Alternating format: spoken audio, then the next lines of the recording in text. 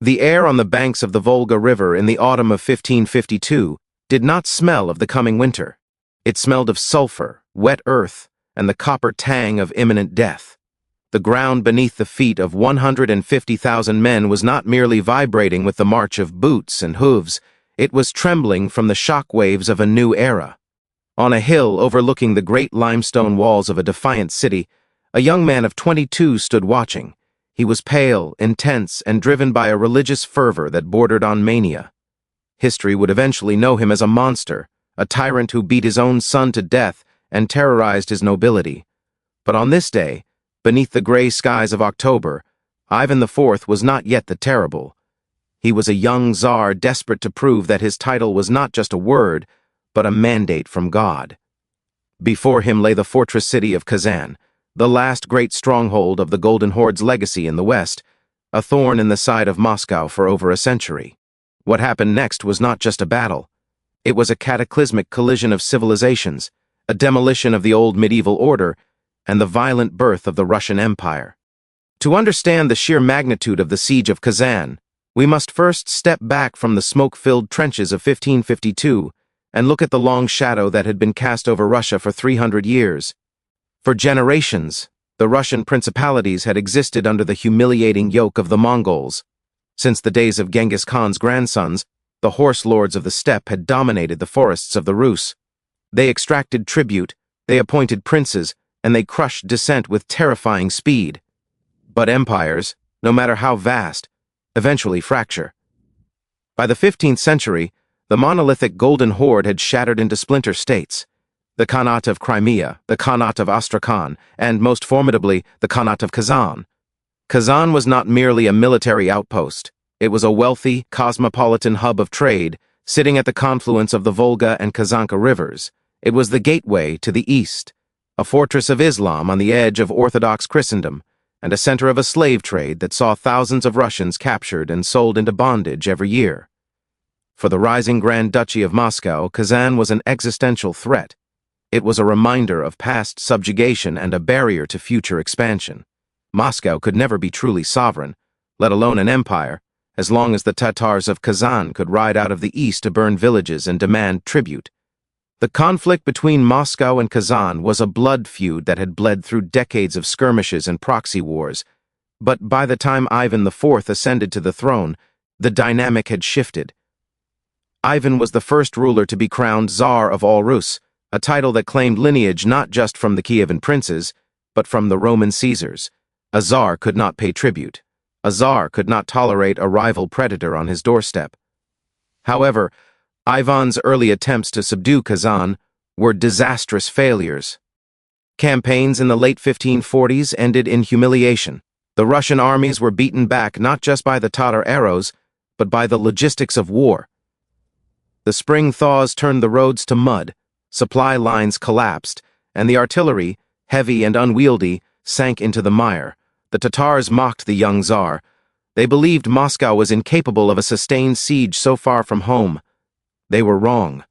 They failed to see that Ivan was learning. The young Tsar possessed a terrifying intellect and an obsession with modernization. He realized that to destroy a remnant of the Mongol Empire, he could not fight like a medieval prince. He had to fight like a modern emperor. He needed professional soldiers, superior engineering, and a logistical miracle. The preparation for the 1552 campaign began not with a declaration of war, but with a feat of engineering that rivals the stories of antiquity. Ivan and his military advisors understood that the distance between Moscow and Kazan was the real enemy. The army needed a forward operating base, a place to store supplies and artillery within striking distance of the enemy fortress. But building a stone castle deep in enemy territory would take years, and the Tatars would simply destroy it during construction. The solution was a stroke of genius. In the winter of 1551, hundreds of miles upstream in the safety of Russian territory, Ivan's engineers began to cut down a forest. They didn't just fell trees, they built an entire fortress city, complete with walls, towers, and churches. They marked every log, numbered every beam, and then dismantled it all. When the river ice melted in the spring, they floated the entire dismantled city down the Volga on massive rafts. They landed at a strategic point near the confluence of the Sviaga and Volga rivers, just a day's march from Kazan. In a frantic burst of activity, working day and night, the Russian army reassembled the fortress in 4 weeks. They called it Sviazhsk. The Khan of Kazan and his scouts watched in horror. Where there had been empty riverbanks a month prior, there now stood a fully fortified Russian city, bristling with cannons and stocked with enough grain to feed an army for months. The strategic checkmate had been delivered before the first arrow was fired. Sviazhsk meant that the Russians weren't leaving. They could winter there. They could siege Kazan indefinitely. With the logistics secured, Ivan assembled the largest army Eastern Europe had ever seen. 150,000 men converged on the Volga. But it was not just the size of the army that was significant, it was the composition. This was the debut of the Streltsy. Ivan had created a standing army of professional musketeers, armed with arquebuses and heavy bardishes. These were not feudal levies called up from the farms, these were uniformed soldiers, drilled in volley fire, paid by the state. Alongside them marched the heavy cavalry of the boyars, the light cavalry of the vassal Tatars who had sided with Moscow, and, crucially, a corps of foreign engineers. Ivan had hired experts from Germany, Denmark, and Italy, masters of ballistics, sapping, and fortification. He was bringing the cutting edge of the European Renaissance to the steppes of Russia. The march to Kazan in the summer of 1552 was grueling. Despite the preparations, the heat was oppressive, and disease stalked the camp. But Ivan, riding at the head of his troops, pushed them forward. He framed the campaign as a holy crusade. Clergy marched with the soldiers, carrying icons and blessing the cannons. For Ivan, this was not just a territorial conquest.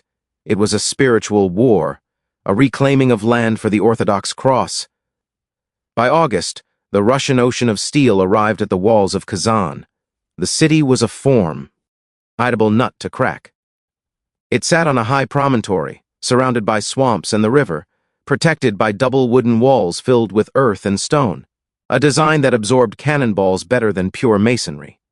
The defenders were led by Khan Yadigar Muhammad, a descendant of Genghis Khan. Inside the walls were 30,000 elite Tatar warriors, supported by the civilian population who knew that surrender meant slavery or death. They were well provisioned and confident in their high walls. The siege began with a traditional encirclement. The Russians built a ring of circumvallation, a continuous line of trenches and palisades around the city to cut off escape and prevent reinforcements from the surrounding countryside. But the Tatars did not sit idly by. They launched ferocious sorties, riding out of the gates at breakneck speed to hack at the Russian laborers before retreating under the cover of archers. The Tatar cavalry, the descendants of the Golden Horde, were masters of hit-and-run warfare. They harassed the Russian rear, attacking supply convoys coming from Sviazhsk. Then nature turned against the Tsar. A massive storm swept over the Volga.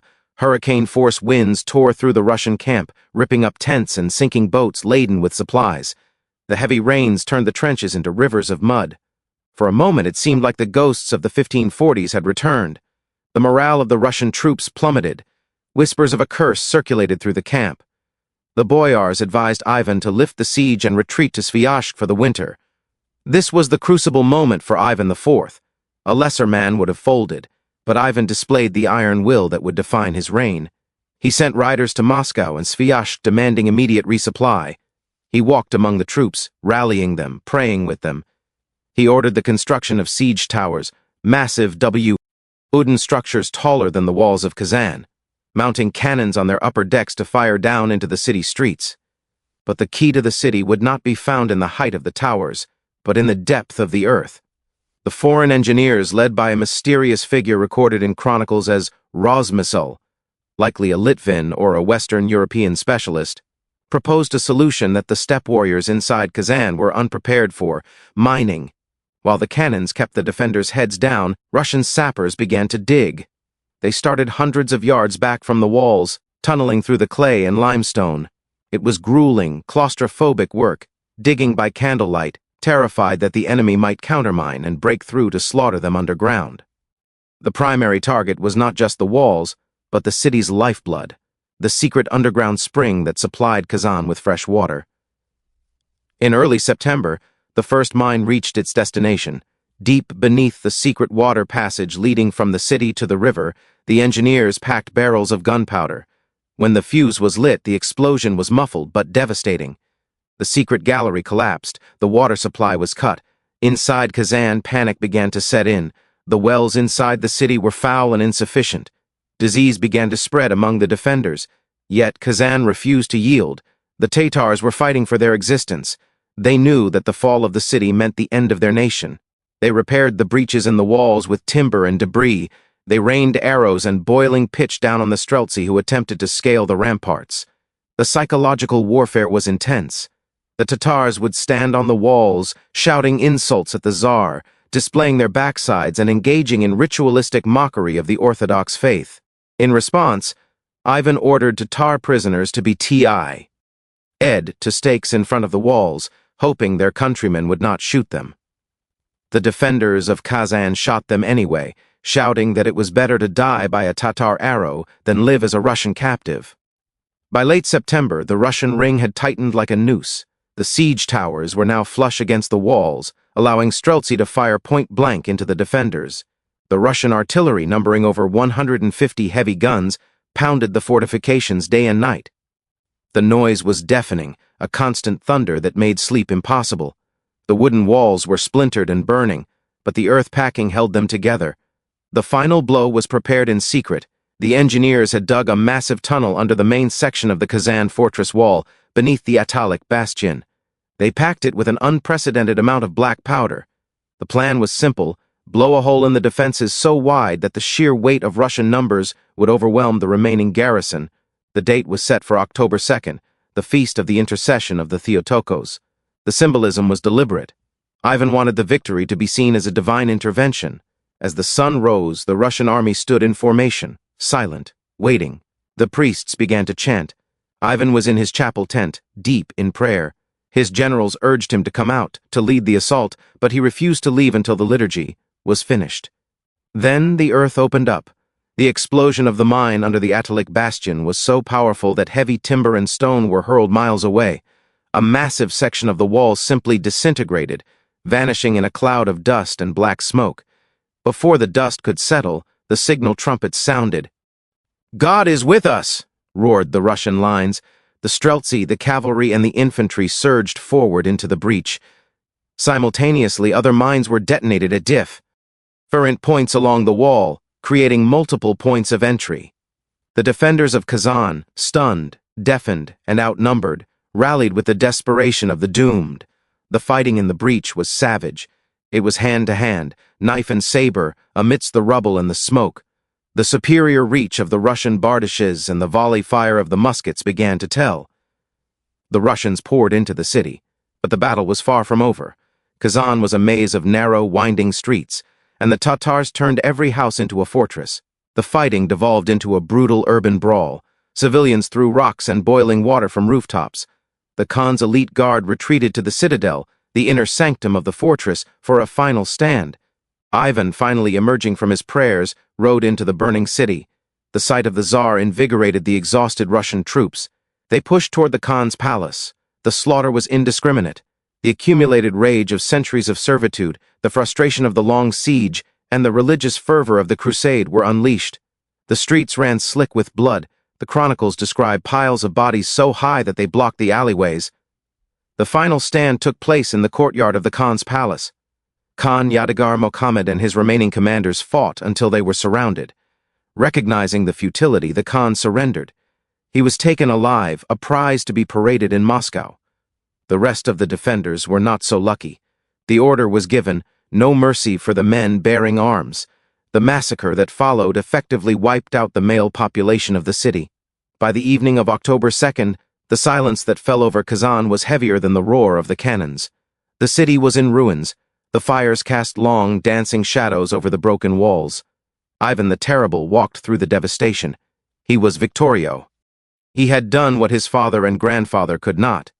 He had destroyed the Khanate. The fall of Kazan was not just a military victory. It was a geopolitical earthquake. The immediate aftermath saw the annexation of the entire Middle Volga region into the Russian state.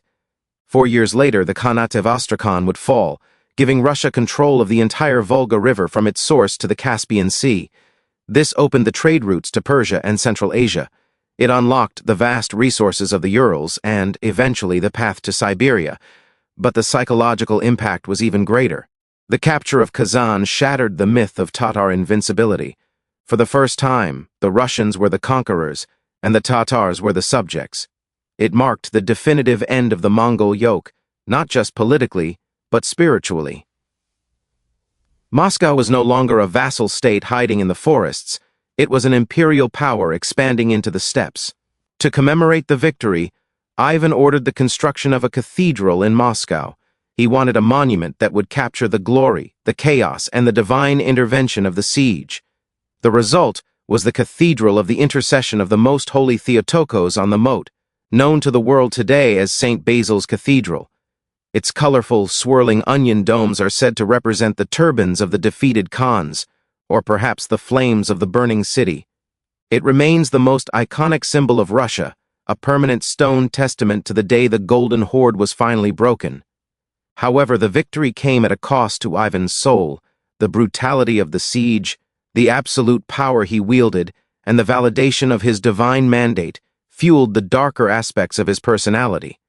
The young, reforming Tsar who built Sviazhsk and modernized the army would slowly morph into the paranoid tyrant who saw treason in every shadow.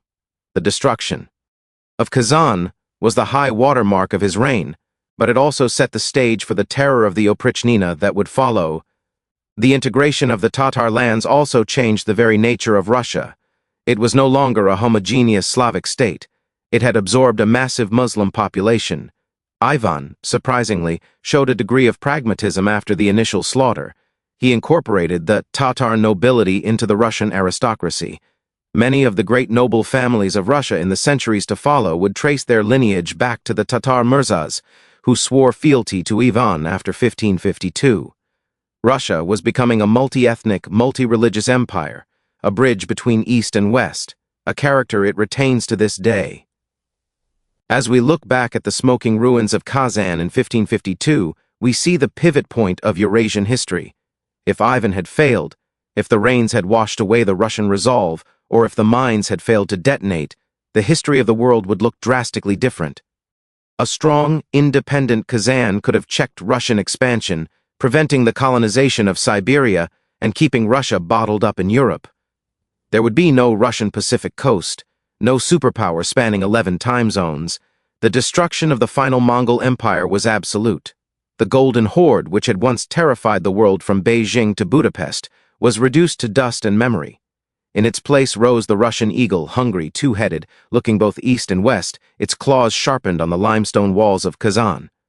The siege was over, but the empire had just begun. The echoes of those exploding mines beneath the walls are still felt today, in the borders, the culture, and the complex identity of the giant that straddles the Eurasian continent.